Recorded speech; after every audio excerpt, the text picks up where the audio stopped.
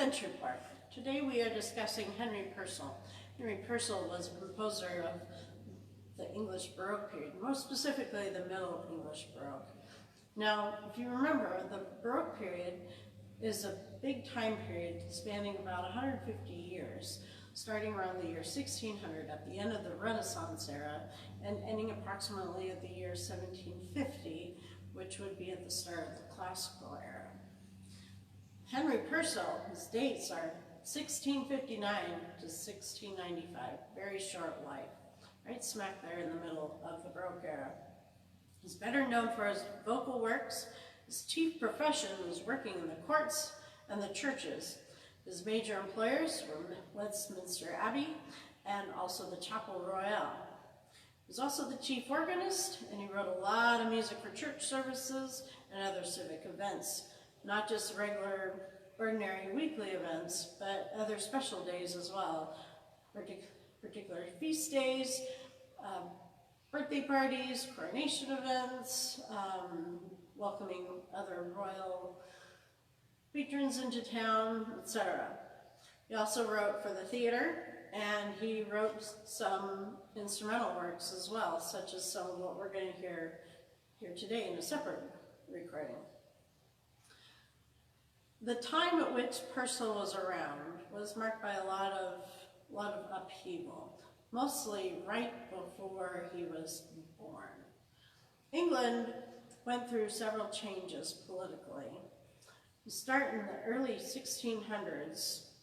You have the reign of King James I and Charles I, and the style of the music in England was very similar to what was coming out of the Renaissance. The big polyphonic textures. Keyboard music and vocal music alike and other instrumental music was full of those thick polyphonic textures with the interweaving lines going all over the place.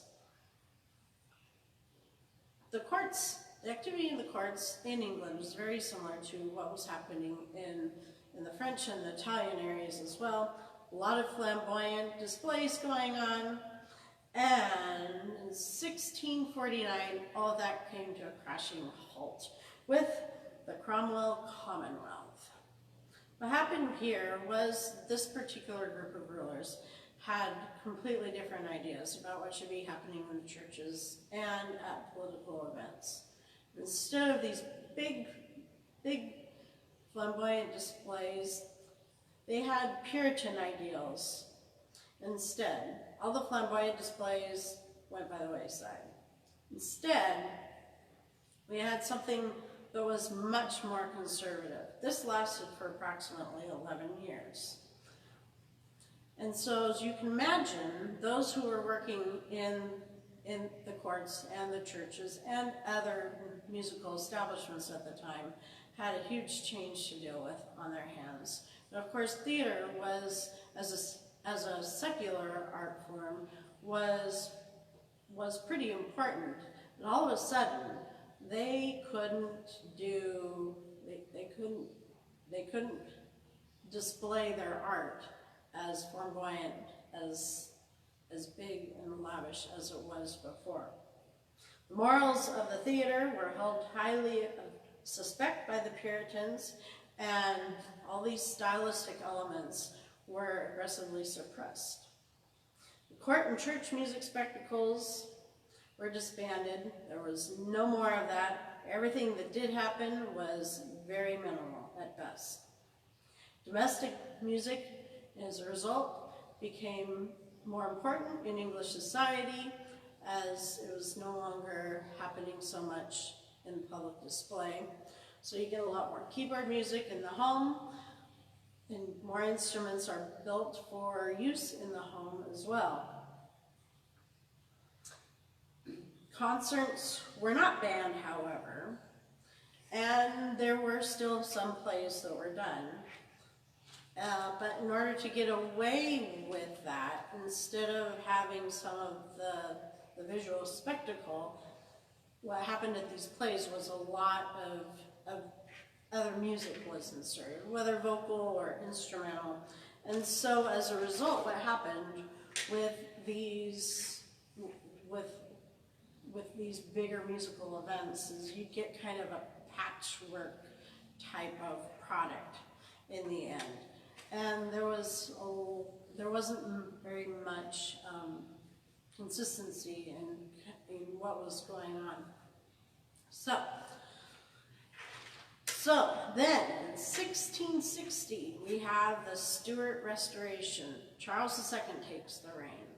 Music is revived in both the courts and the church in major ways. The earlier traditions that had been knocked down for 11 years were back. They resumed.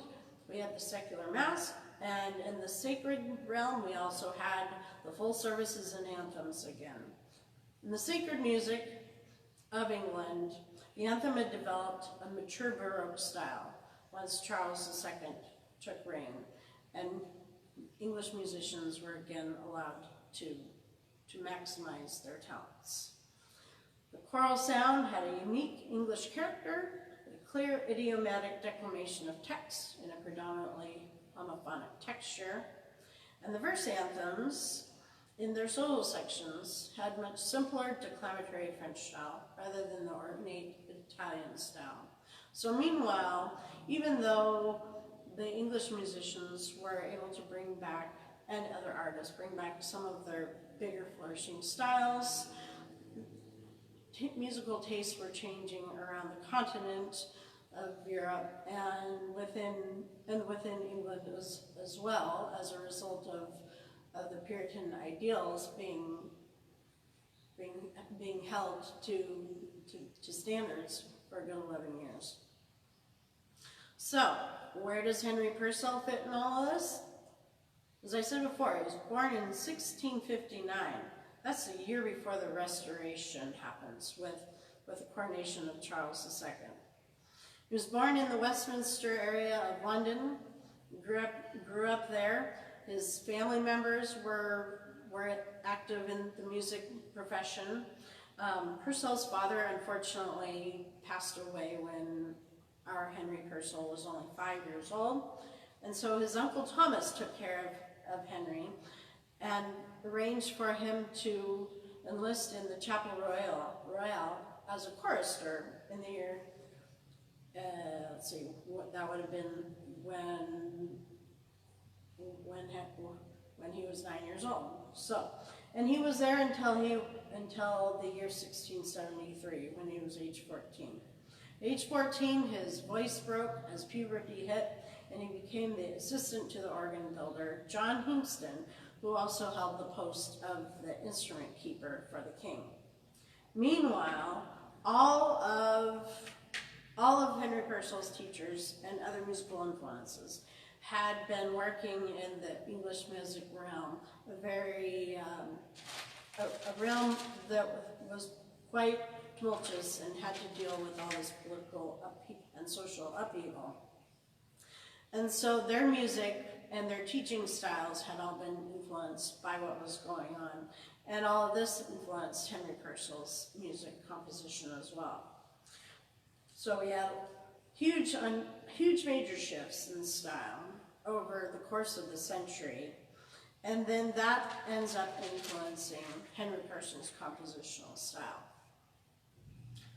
Like I said before, Henry's dates are 1659 to 1695. It's a very short life, only 36 years. But at the same time, he was very prolific. He had started out very young, working as a musician, or studying rather, and then, of course, by the age of 14, he was working in a variety of music realms as well. But mostly his compositions were in the vocal arena. He worked for the courts and the church, as I mentioned earlier, composed for regular events and church services, as well as special feast days and a variety of other civic events. He did write some opera and theater. Opera was not yet a major genre in England, but Henry was well known for his short opera, Dido and Aeneas, published in 1689, which was written for a girls' school. His vocal styles resemble much of the English choral anthem style at the time. and also show some continental influences. So the French approach to recitative, in which the text was declared in a simpler style, and also there was a certain Italian style of operatic singing involved in Henry's compositions. His arias are also well known to be constructed as variations over a repeating ground bass. His instrumental music, however, not as prolific there. We have a handful of chamber music works that are extant, most notably concerts for viols, as influenced by another English composer, Matthew Locke. His keyboard music, mostly for harpsichord. Flip through this. There's not very much. How many pages are in here? 90? Yep, 90 pages of music. This is what we understand as musicologists is about all of his output for keyboard. His music would most commonly be, his keyboard music would be most commonly played on the harpsichord, but it could be played on any other instrument that was available at the time, such as the organ, which is what I will be playing on a little bit later. Or in England, they had an instrument called the virginal, which is very similar to the harpsichord in terms of how the tones are produced and how it sounded in general. It's just the body of the instrument was shaped way differently. And a lot of times the keyboard was a lot shorter as well. And oftentimes only one manual instead of two. So, like I said, almost all of Henry's keyboard music is in this one volume. His style is fairly simple compared to other keyboard compositions at the time, particularly around the continent. The bulk of his compositions are 8 keyboard suites. I will be playing 4 of them in the other video. And there's a handful of miscellaneous pieces as well. About 12 of them are part of a collection called Music's Handmade, Part 2. The Music's Handmade was a 2-volume set collected and published by John Playford, who was working in London at the time. And now, because we're going to be playing the suites, or I will be playing the suites, I have played suites by another composer, but of a different country, that being Johann Sebastian Bach of Germany. And I had discussed a little bit about the suite history in that video, in the bench report for that. Purcell suites, they're very short. Only like 4 movements, typically. And as far as his form is concerned, he starts with a prelude, which is an introductory type of piece. And then he has an allemande, that's the more Germanic kind of a walking dance, leisurely dance. And then there is the courant. The courants that typically appear in Henry Purcell's suites are, they're very stylized. You wouldn't necessarily dance to them, and because these are published in English, they're not going to be spelled either the French or the Italian version. They're going to be spelled as C-O-R-A-N-T. His courants tend to be a little on the slower side as well, which is unique. And then after the courant, we get generally a saraband, and that is the end of the suite. Sometimes we get a different movement, but that's pretty much it for Henry Purcell's suites. You get the 4 movements, and each of those movements are very short as well, and they all have repeats. Stylistically about these, I did say that they're much simpler to play. They don't demand a great deal of technique. The melodic lines are pretty simple, but what you do see a lot in here is a lot of ornamentation in the melodic line. And of course in England, the word for ornamentation is graces. And they also had their own way of printing those graces as well. So the symbols used are just a little bit different than the typical ornamentation figures you would see in German, French, and Italian ornamental styles. Let's see here. So when I play through this, I did mention that there are repeats of each of the movements. So how I will be handling it is the first time through a section, I'll play it straight through without the graces, and then I'll bring that back in the repeat, and I'll add the graces, the ornaments, to that, so you can hear the difference in how all of a sudden the melodic line changes from something that seems fairly simple to something that seems fairly frilly. So, Henry Purcell's life was short. His life was cut short. He fell ill. There's a couple of speculative rumors as to what happened. The most entertaining rumor, perhaps, is one that's documented by Franklin Zimmerman, who is the cataloger of Henry Purcell's works. And that one is, Zimmerman writes, the cause of his death is unclear. One theory is that he caught a chill after returning home late from the theater one night to find that his wife had locked him out. And so the assumption is that he must have been stuck outside for quite a bit, and I'm assuming that must have been in the winter, otherwise he wouldn't have gotten so sick, because it must have been pretty cold or wet and rainy. England is in the northern part of Europe, so the weather is, it can be quite cold. Okay, and he left everything to his wife in his will. He did have 6 children, 4 of which died in infancy, and only 2 survived, that being his son Edward, who also became a musician, and his son became a musician, and the second surviving child was his daughter Frances, having the same name as his wife, Frances. Henry Purcell, because he was such a key figure at Westminster Abbey and the Chapel Royal, he was buried adjacent to the organ at Westminster Abbey.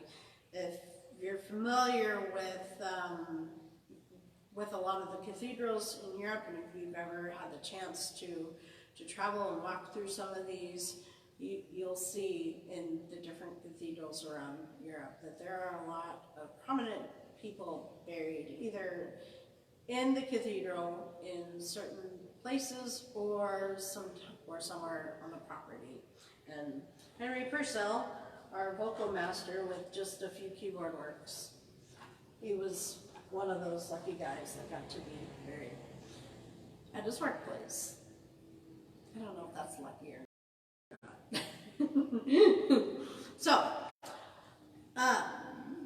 So I will see you shortly in the other video, in which I will be playing keyboard suites 1 through 4 on the organ here at St. Barbara Church.